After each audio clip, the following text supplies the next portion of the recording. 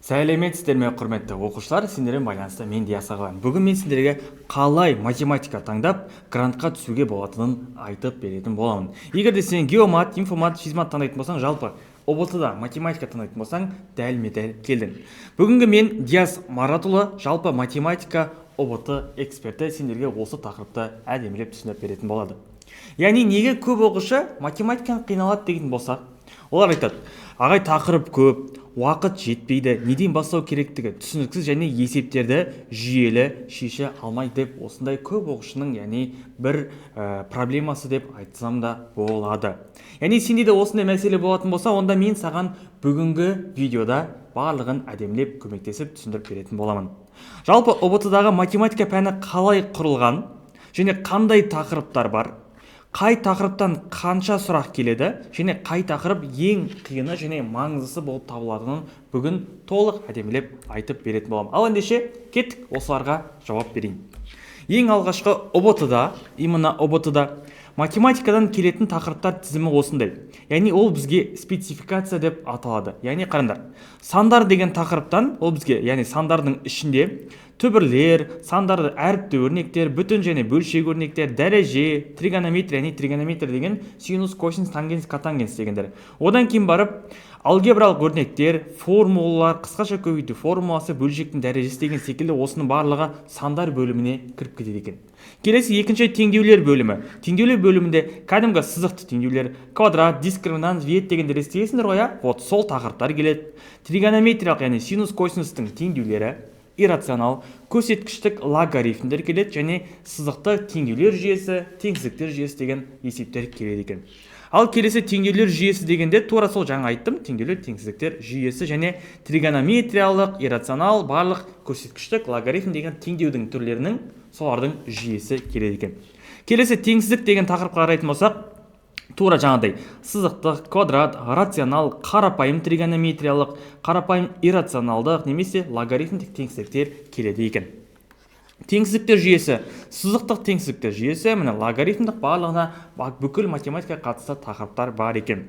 Тізбектер, арифметикалық, геометриялық тізбектер, одан кейін бар математикалық модельдеу деген ол туынды, интеграл дегендер білесің ғой, сол тақырыптар келеді. Функция дегенде.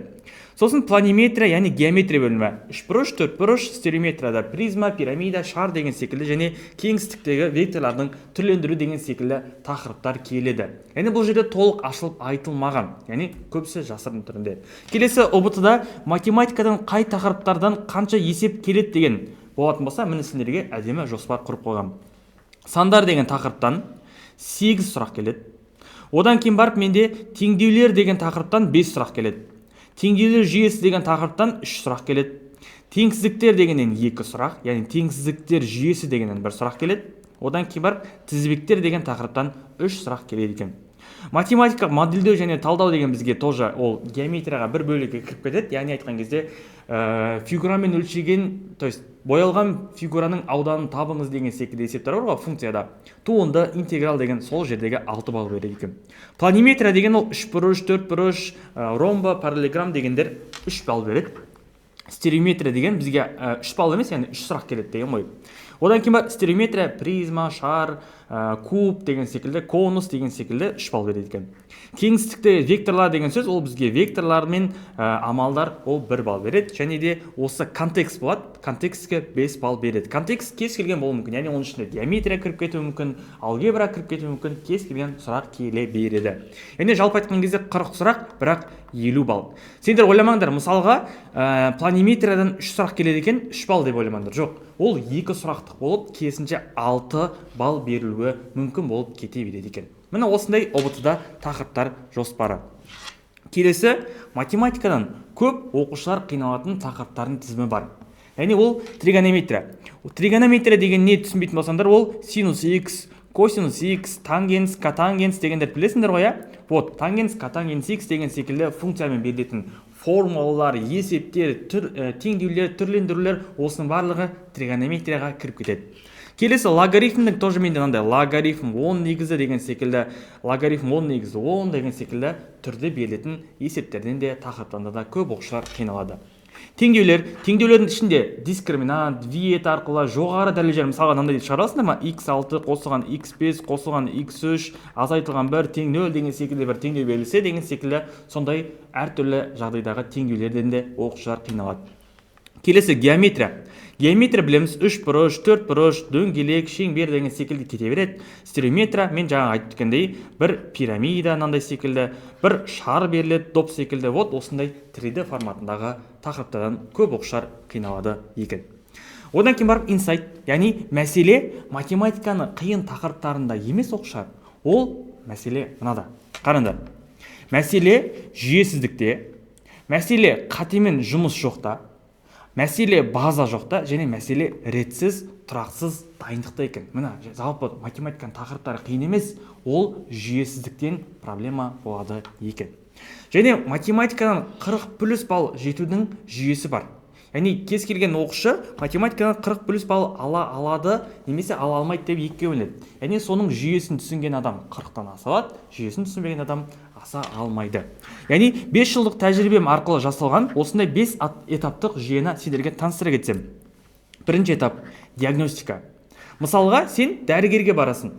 Кәдімгі өмірден мысал келтірейін. Сен дәрігерге емделуге, мен жазыпты, емделуге алдын алып, яғни сен емделмей тұрып, саған не істейді ол? Дәрігер диагноз қояды. Сенің мына қолың ауырады, сенің жүрегің ауырады, сенің бір аяғының кішкентай саусағы ауырады деген секілді белгілі бір диагноз қойып береді. Ал егер сен ол дәрігер диагноз қоймайтын болса, саған бастан аяғыңа шейін сен ана жерің ауырады, мына жерің ауырады деп өтірік бір дәрілер жазып беріп, ондай емес.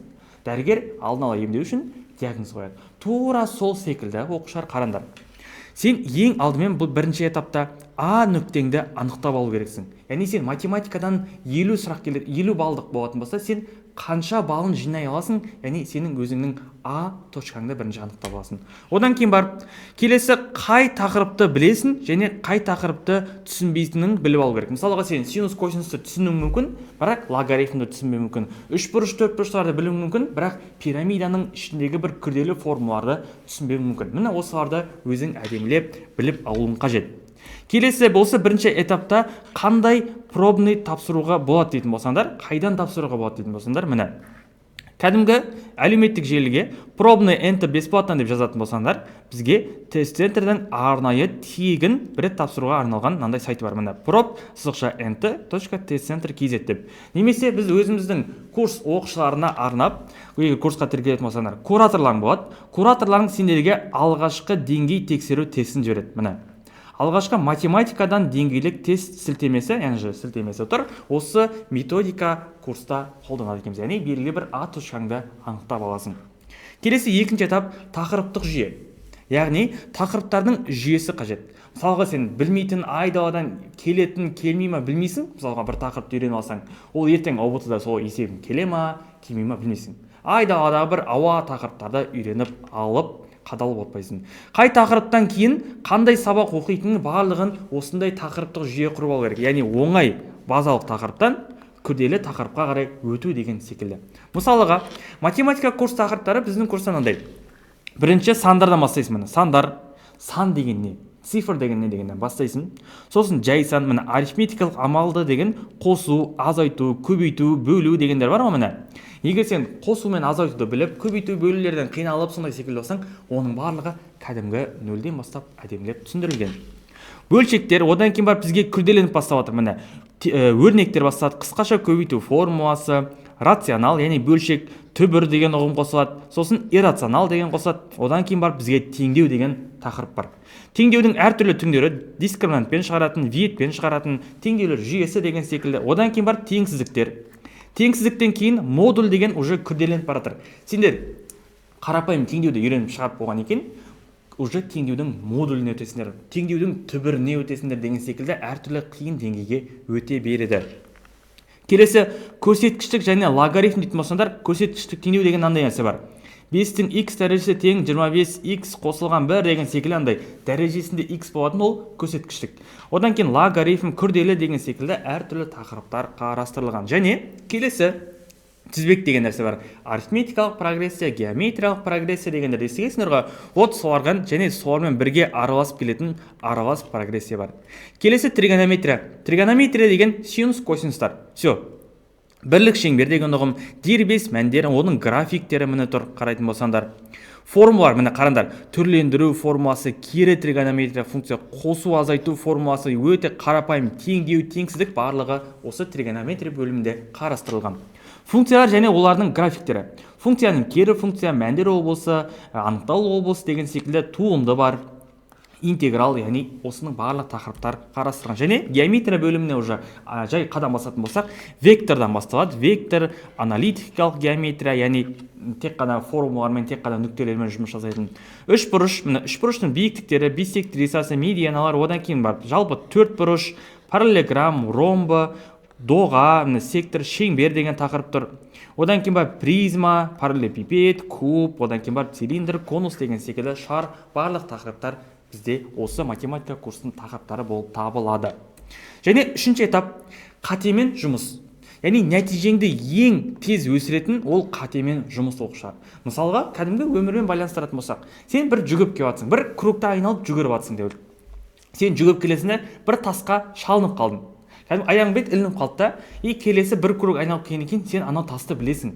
Қай жерден шалынғаныңды білесің, дұрыс па? Егер сен қатемен жұмыс жасайтын болсаң, ал егер сен андан елемей кететін болсаң, келесі кругта келесіне ана тасқа қайттан шалынасың. Айналып келесіне қайттан шалына бересің, құлай бересің. Ал егер сен сол сүрініп қалған жерден қатеңді түзейтін болсаң, яғни мен тасқа келген кезде секіріп өтейін деген секілді сен бір қатемен жұмыс жасайтын болсаң, онда сен несесің дұрыс бағытқа қарай әрекет жасайсың. Тура сол секілді қате сенің әлсіз тұсының картасы болып табылады. Яғни қатеден ешкім қорқпау керек. Қатені түземесең, қайта қате жасайсың. Тура сол секілді. Одан кейін барып мықты оқушылар міндетті түрде қатеден қашпайды. Яғни жаңадай сен тастан секіріп өтем деген секілді бір шешімін тауып, қатеңді түзеу керексің. Тура сол секілді қатені таңдау, талдау бал өсіреді. Яғни сен белгілі бір есептен қателесіп қалсаң, бір таңбадан қателесіп қалсаң, оны талдау арқылы сен балыңды өсіресің. Вот. Көп оқушы математикада қателесіп, есептен секіріп өтіп кетеді. Яғни, қой беш, кейін талдай салам, қой беш деген секілді ол уже болмайды оқушылар. Сол үшінші этаптағы қатемен жұмыста менің оқушыларым қатемен жұмысты былай талдау жасайды. Қараңдар. Біз тест береміз. Тест мысалға 5-ші сұрақ. Цилиндр табанының диаметрі 30, оның қимасының аудан тап. Мына бір қиманың аудан табуға қажет болса, ол шығарды бір 120 деген жауап шықты. 120 дегенді белгілеген кезде қызыл қате болды. Сөйтетті, ол бетіп баратта менің осы тесттен, сол тестті талдап қойған, яғни үй жұмыстарын талдау видео сабағы бар. Соны апарып көрді. Бартта өткізіп, мына бір жерге барып көрді. 5-ші сұраққа цилиндр табанының диаметрі 30, бетіп қараған кезде 12-ні 24-ті көйткен кезде 240 деген жауап шықты. Демек А жауабы 240 болады екен ғой деп, мына бір жерден мен бір қате кетіп қаппын деген секілді қатемен жұмыс жасау арқылы сен 120 дегеннің орнына уже келесі есеп шығарған кезде 240 деп дұрыс жауап жазып бересің. Төртінші қайталау циклі, яғни біз мысалға көп нәрсені жаттаймыз, көп нәрсені білеміз, бірақ ұмытып қаламыз. Яғни саған апайың бір тапсырма беретін болса, ертең сұрайтын болса, апай мен ұмытып қалдым білмеймін деген секілді жағдай таныс, Ал енді оны формулаларды, есептерді ұмытып қалмау үшін мынандай бір нәрсе методика бар. Қараңдар. Интервалды қайталау әдісі бар. Яғни сен осы уақыттарда қайталауың қажет. Мысалға формуланы жаттап алдым деп. А квадрат қосылған Б квадрат тең С квадрат деген формуланы саған айттым. Сен барасында оқып біткеннен кейін бір 10-15 минуттан кейін тағы да осы формуланы өзің бір есіңе түсіріп аласың. Так, А квадрат қосылған Б квадрат тең С квадратқа. Ол Пифагор. Кейін ертесіне бір күн ұйықтап тұрып, таңертең шай ішіп жатқан кезде бір формуланы қайталап қоясың. Так, ертесіне так А квадрат Б квадрат қандай еді? С квадрат деді, уже жаттап аласың. Кейін 3 күннен кейін бір арада 2-3 күн ойнайсың, футбол ойнайсың, балдармен, қыздармен бірге сыртқа шығып қайтасың деген секілді. Одан кейін 3 күннен кейін бір форманы қайталап қоясың. Тең С квадрат деп. Уже сен уже ұмытпайсың. Бір күн 15 минут қайталандың, бір күннен кейін, 3 күннен кейін, бір аптадан кейін, 2 аптадан кейін және бір айдан кейін сол форманы қайталап, бір ай өткеннен кейін А квадрат пен Б квадрат тең қандай еді? С квадрат еді ғой деп бір айдан қайталайтын болсаң, интервалда қайталау. Сенде осы формула естен ешқашанда шықпайтын болады. Давайте осыны жасап қолданайық. Келесі, менің оқушыларымды тура осылай оқып біткеннен кейін бізге тақырыптық тест бар. Яғни видео сабақты көріп боласың ғой. Видео сабақты көріп болғаннан кейін тест тапсырасың. Кәдімгі сол тақырыпқа байланысты, сол формулаға байланысты белгілі бір тест тапсырдың. Одан кейін барып 3 күннен кейін бізге сабақ тапсыру, яғни зачет болады. Яғни кәдімгі мұғалімге барасың, мұғалім саған сұрақ қояды, мына есеп қалай шығады, мына формуласы қандай деген секілді, сен соларға жауап бересің. Одан кейін барып 5 күннен кейін практикалық сабақ болады, яғни ментор деп аталады, яғни практикалық сабақ мұғалімі.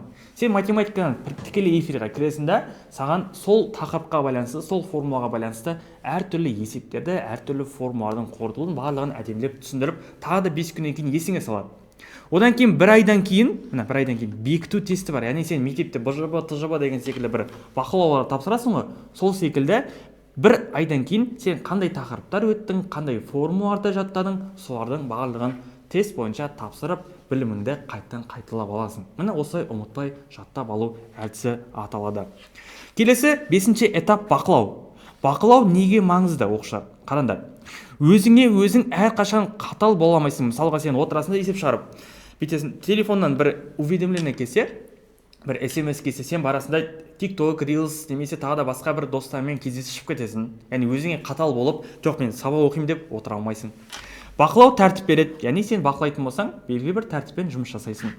Дедлайн деген не ол? Уақытпен шектеу, яғни сен нәтижеге жетесің. Белгілі бір уақытқа үшін тапсырманы орындаймын, өзіме күнделікті 2 сағат арнаймын, күнделікті 3 сағат арнаймын деген секілді бір уақыт қоюың қажет.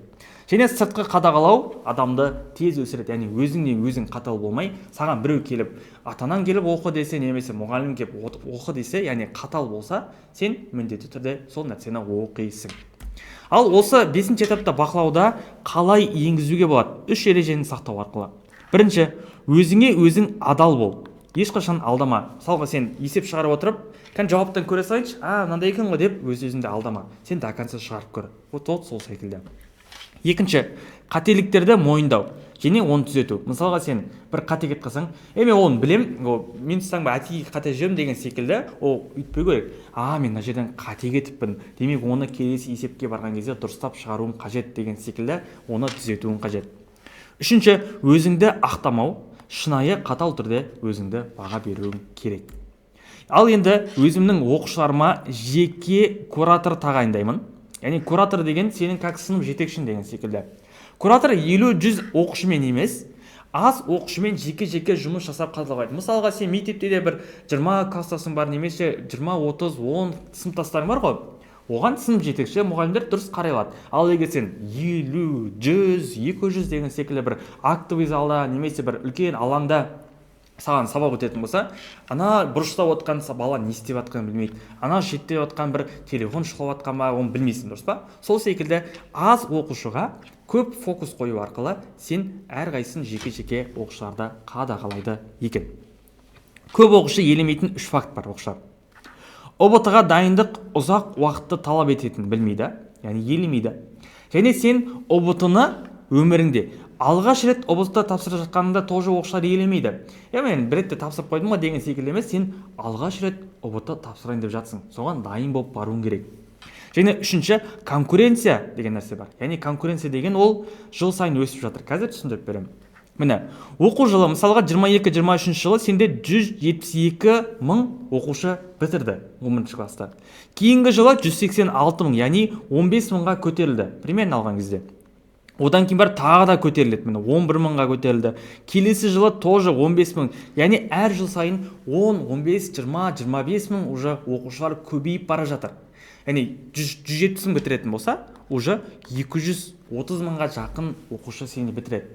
Грант саны қалады. Мысалға 15, мысалға бір айта сайын. Қарапайым мысалмен көрсетсем, мысалға 100 оқушы болса, 100 оқушыға бір 30 грант бөлінеді. Ал келесі жылы 200 оқушыға көбейсе, гранттың саны керісінше азаяды. Міне 25 грант бөлінеді. Мысалға 300 оқушы болатын болса, келесіде менде 20 грант дейді да, міне өте аз болады. 300 оқушыдан 20 оқушы ғана грантқа түседі, ал баяғыда 100 оқушыдан 30 оқушы грантқа түседі. Яғни сенде күн сайын оқушы саны артып жатыр, грант саны азайып баратыр. Вот сондықтан да ең мықты деген оқушылар ғана грантқа түсіп оқитын болады. Вот осы сенде де конкуренция. Көп оқушы әрекет жасамайтын, ол бізге жүйе арқылы дайындалуды оқушылар жасамайды. Жүйесіз оқу деген өзі білгенше оқып тастап кету. Ал жүйесіз оқу нәтижеге жеткізбейді оқушылар. Яғни жүйе деген сөзді жаттап алыңдар. Жүйе деген жоспар.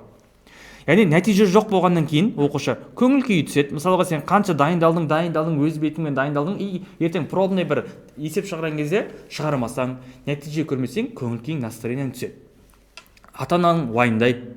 Мектептегі соңғы жылда стресс сезіледі. Одан кейін барып уақытты дайындықпен емес, уайыммен өтетін болады. Ал енді жоғары балл алу үшін не істеу қажет? Міне, мұқият қараңдар. Жүйе. Яғни тек мотивация, кітап емес, ол не ол? Жүйе керек, жоспар керек, одан кейін бақылау керек және дұрыс түсіндіру керек. Яғни сабақты болсын, бір есепті болсын, барлығын дұрыс саған жеткізе алуы да қажет. Вот сол секілді бізде бұл жүйе қалай құрылған деп сендерге біздің курстың жүйесін таныстыра кетейін.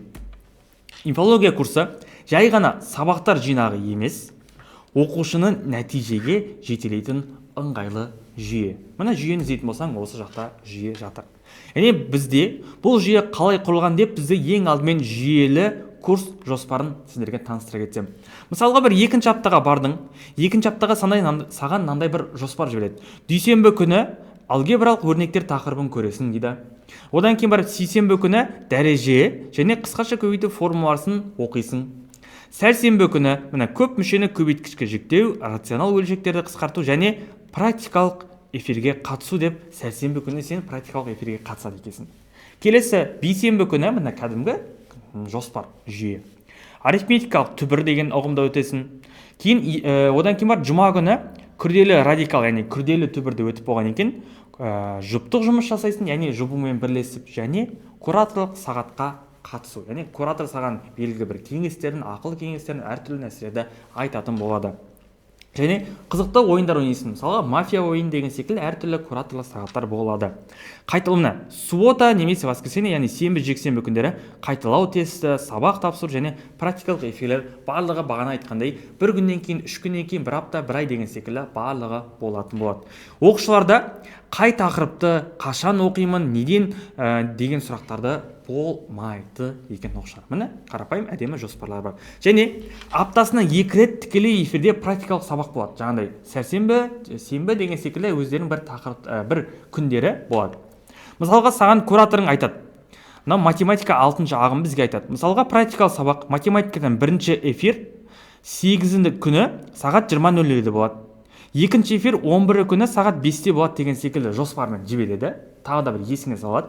Одан кейін бар бізде математикалық мұғалімдер бар. Бірнеше мұғалімдер бар. Сол саған әртүрлі сол тақырыпқа байланысты деңгейлі есептерді осылай талдап, шығарып, тікелей эфирде көрсететін болады. Эфир көмегімен оқушыларда тақырыпты түсінбей, ұмытып қалдым деген мәселелер туындамайды. Келесі кураторлық қадағалау және мотивация. Мысалға саған кураторың кеңес береді. Таңғы 7:30-да қайырлы таң, good morning деген секілді өзің бір әдемі күнді бастау арқылы сен қандай көңіл күймен азанда ояндың, таңертең ояндың, сол көңіл күймен сенің бір күнің өтеді. Сен күшті болып оянып, көңіл күйлі жүретін болсаң, бір күн бойы сенде күшті настроение болады, күшті көңіл күй, күшті естеліктер болады. Ал таң азымен қабағын түйіп алып, немене бәле мынау завтрактарың онша емес деп оянатын болсаң, бір күнің бойы сондай нервпен, агрессиямен, негативпен өтетін болады. Сол секілді таңда бір әдемі мотивациямен бастайды. Одан кейін барып, "Жотам бүгінгі екінші сабақты қарап көрдік пе, қарадық па?" деген секілді сұрақ қояды. Әрине, қазір қарап түсем, дедлайнға үлгеремін деген секілді заттармен кураторлар сендерді бақылап, қадағалайды. Және соңында кесте, яғни рейтингтерің болады. Сендердің кім сабақ оқып жатыр, кім күшті оқып жатыр, кім орташа оқып жатыр, кім үлгеріп жатыр деген секілді. Жотам жасыл, қызыл, сары деген секілді рейтингпен Сендерге міне молодцы оқушылар, сендер осы аптада жарадыңдар, қайталау тесті жұптық толық орындадыңдар деген секілді саған мотивация, кеңес, бір поддержка береді. Саған мысалға, ей сен топассың, ей сен оқымайсың, сенен дым шықпайды деген секілді сөзді айта беретін болса, сен соны өзіңе қабылдайсың да, менен дым шықпайды, менен ештеңе жасай алмаймын деп жасамай қоясың. Ал керісінше саған сен оны жасай аласың, сен грантқа түсе аласың деп сені әрқашан қолдап, қолпаштап барлығын поддержка беріп жүретін болса, сен соған міндетті түрде жететін боласың. Яғни куратор арқылы оқушыларда шаршадым, ұмытып кеттім деп бақылаусыз қалып кетпейді. Және инфология курсы жай ғана сабақтар жинағы емес, оқушыны нәтижеге жетелейтін ыңғайлы жүйе. Курста сенде әр тақырып ретімен, уақытың босқа кетпейді, қиын тақырыптарды жеңіл түсіндіріледі, қателігін түзетусіз қалмайды, яғни сен қателік жасасаң, міндетті түрде ол түзелетін болады. Дайындығың жүйеге түседі, яғни белгілі бір жүйемен дайындаласың, және нәтижең тұрақты өсе бастайды. Яғни сен баяғыда нәтижең бір қалыпты кетсе, қазір бүйтіп жоғары қарай прогрессия болып өсіп баратын болады. Курс кімге арналған?